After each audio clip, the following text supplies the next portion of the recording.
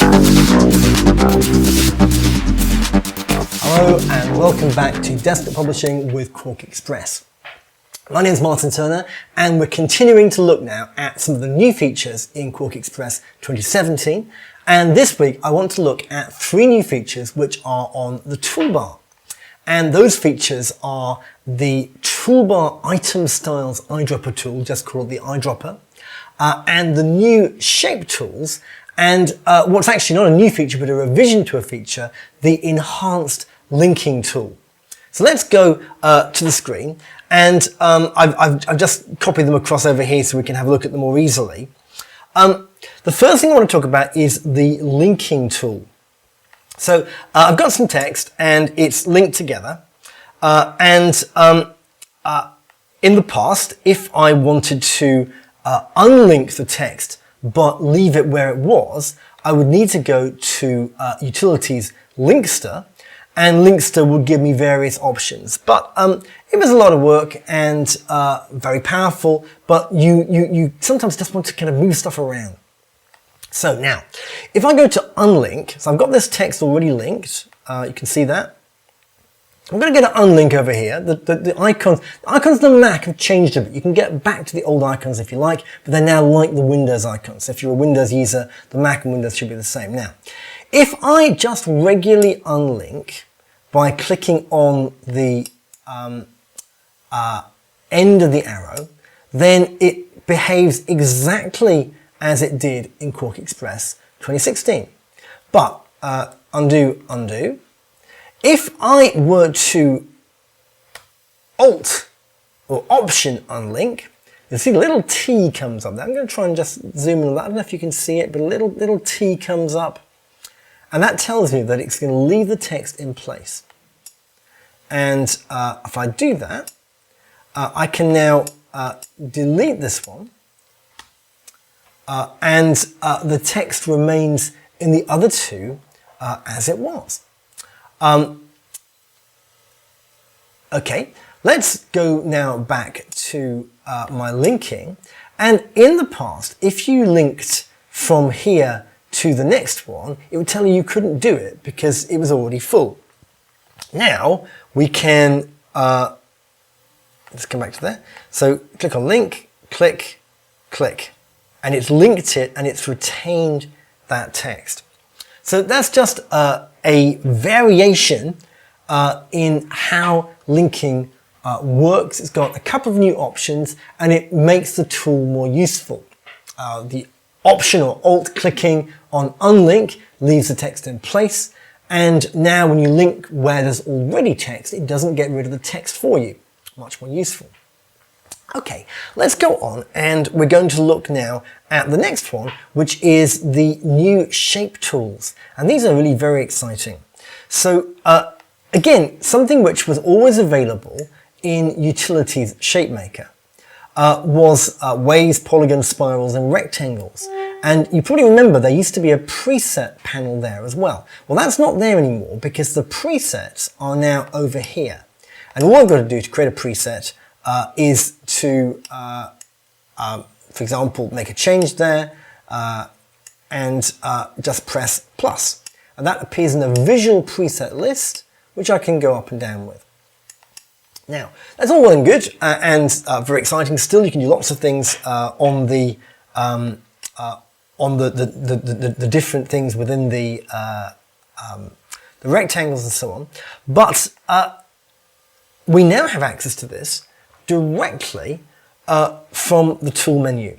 And so rather than with ShapeMaker creating the shape, putting it wherever it wants to go, I can just now drag. So click on the star, drag, and oh, that's the last star I created. So let me just double click now, or single click, and it offers me all the presets I've got. So, and I can create like that. So in that way, what I'm doing is I'm just clicking with the star tool select, I'm just clicking on the page, and it allows me to create to my exact specifications based on my favorite preset. Or I can drag and it will create in whatever way I want using the last preset I chose by double clicking. So let's just double click on here. and that brings up the edit star settings. Let's do that again. I'm going to come over here, I'm going to double click on the star tool, and I'll just select that one to begin with. And here I've got all the features that I had in ShapeMaker, inner and outer radius. I can do different swirls and so on. You make it as complicated as you want. Change that now, and you change the curvature, and wow, look at that. Now, if I now drag with that, up comes this really very attractive spiral. I'm going to F7, so we're going to get off that. Let's have a look at that.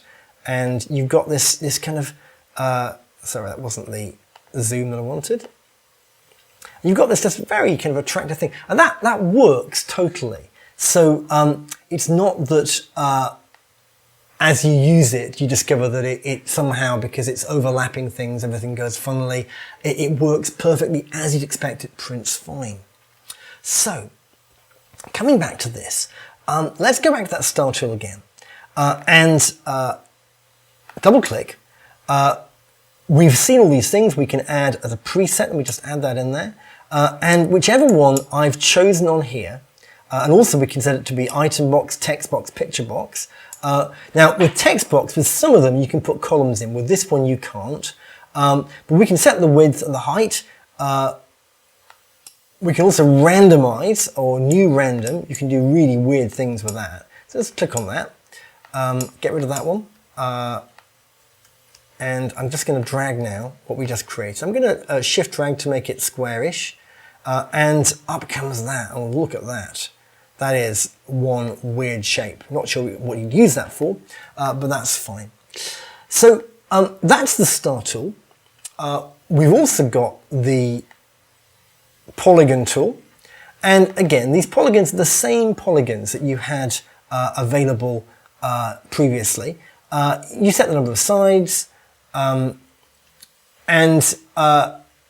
that many sides and that random, it's not going to be, so let's just de-randomize there. Set the curvature, set the kind, make it flat, and we've got any number of sides. Now, what you don't have here, and with this one, if we go to text box, you'll see that, actually not with this one, but what you don't have here, if you go back to Utilities ShapeMaker, is the option within polygons for some particular kinds of polygons. So you don't have polygrams, you don't have spirograms, and you don't have the golden rectangle or the double square.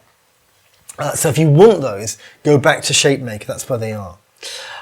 If we move on now, we'll see that the diamond tool and the triangle tool, let's go to diamond for a second, is the same as the polygon tool, but with the diamond type preset. So it's always going to be 4. You can change the orientation until it's a square, but and again you can change the convexity, curvature, and so on. But that is a tool where you only have the one kind of thing. The same goes for the triangle tool. A triangle is simply a 3-sided polygon. You knew that. And we'll see again all the same settings: flat, concave, convex, outer swirl. Look at that, kind of weird. Tandem swirl even, but only 3 sides. Again, change the orientation, change the randomization, new random, and so on. So those are very useful, and they just enable you to select them directly. But let's now go to the rounded rectangle tool. And this rounded rectangle, again, let's drag that. It's a well, in this case, I've created a beveled rectangle. And you can set all 4 things separately. You can have them the same. You can have the mouse got my cheese. And where they overlap, that overlap works correctly. So if you have one edge overlapping a different edge, it just reverses the shape. And again, we can do that. Now, look at this one.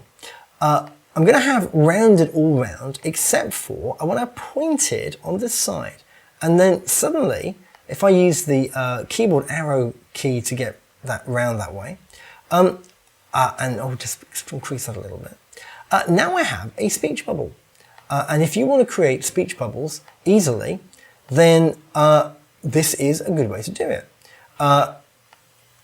Always used to be quite hard, and they always come out with the same size of point. That's very, very important with these shape tools, is that when you double click on here, you specify the actual size you want for the point. Or for example, if you're doing beveled, you specify it for the bevel. So let's come back down to here. So if we were doing some packaging, just mocking it up, obviously you'd be using ESCO tools or whatever for real packaging, but if you're mocking up a little box you want to use for some kind of demonstration, then you can have these bevels, let's just F7 so we can see what we're doing there. You can have these bevels and they will always appear with the same size bevel. So, okay, not if they overlap, but you don't, it's not like stretching it. If I were to stretch that, you would change the bevel size. It wouldn't be very useful. So again, highly useful for doing the right things. Now we've also got the shape, so the wave tool, and the waves. These are very exciting. You can do all kinds of exciting things with them. But basically, you're specifying a kind of a wave for wave 1, a kind of a wave for wave 2. Could be like a bit of a triangle. I'm going to make the bottom wave wave 2, and you need some amplitude, and you've got all kinds of possibilities there, from flags to monsters to cogs to just weird stuff. I use this one quite a lot when I'm doing a screenshot for something, and I want to show that part of the picture is missing. So rather than say part of picture missing here, I just use that, and it tells me, or it tells the viewer, the reader, that this is a shortened screenshot. Now let's go back to the screen, and we're going to look now at just one more of that. We'll go to the cloud first. So the cloud is just a polygon with the curvature previously set. So looking at that, I mean, I don't use the cloud so much myself, but if you're doing a lot of kind of think bubbles and stuff, that can be quite useful. And you just can set whatever you want from there. Again, you can randomize, so you're kind of getting your strange clovers now, and so on. But the one that really excites me here is the Archimedes and other spirals. So let's go to the spiral. And that's a golden section spiral. I'll just make that more golden section. But we can do Archimedes spiral. That's like your kind of Scooby-Doo spiral where you're spiraling into something. Again, if we just increase the frame on that, then we're going to be getting more into that kind of Scooby-Doo thing. You don't just have to have a solid frame. Look at this, we're all dots. Wow, that's going to be quite scary. And of course, because frames are now gradientable, you can have a gradient on that frame. So that's the Archimedes spiral. We've also got the golden section spiral, which you know, I'm sure, from your design work. And we also have a custom spiral where I can actually change the rate from kind of beyond Archimedes down to what's basically just a hook or a curvy line. Very, very useful. Lots of things to do there. Now, let's imagine I'm just going to change the smoothness on this, and the number of segments, and you see you get a triangle shape, and you can do that, do whatever you want with it. You can change the number of wines, obviously. But let's come back to my golden spiral now. I'm going to up the smoothness to what it should be, and up the winds to that many. And if I now, okay, I've got one here. If I now double click on that with the text tool, I can start typing on this spiral, and it will go round and round and round and round and so on, and in this way you can see that it works quite nicely. F7 that, and off we go. And thus you create text on a curve for any curve, including circles. Okay, one more thing to do and then we have to go. We've looked at the linking tool, we've looked at the shape tools, and now I just want to look at the new eyedropper tool. That's not technically its name. I think its technical name is the, what's it called? The item format painter tool, but it's an eyedropper. Everyone can see that. Well, let me click on that one. It's over here. And if I click on it with nothing selected and click on here, it then fills it up. You see the way it's done that? It fills it up. Let me just go away from that again for a second so we can do it again. I'm going to create a couple more circles here. And what about a nice triangle as well, being as we're here? So F7, show me what I'm doing. So I'm coming back to this. I'm clicking on here.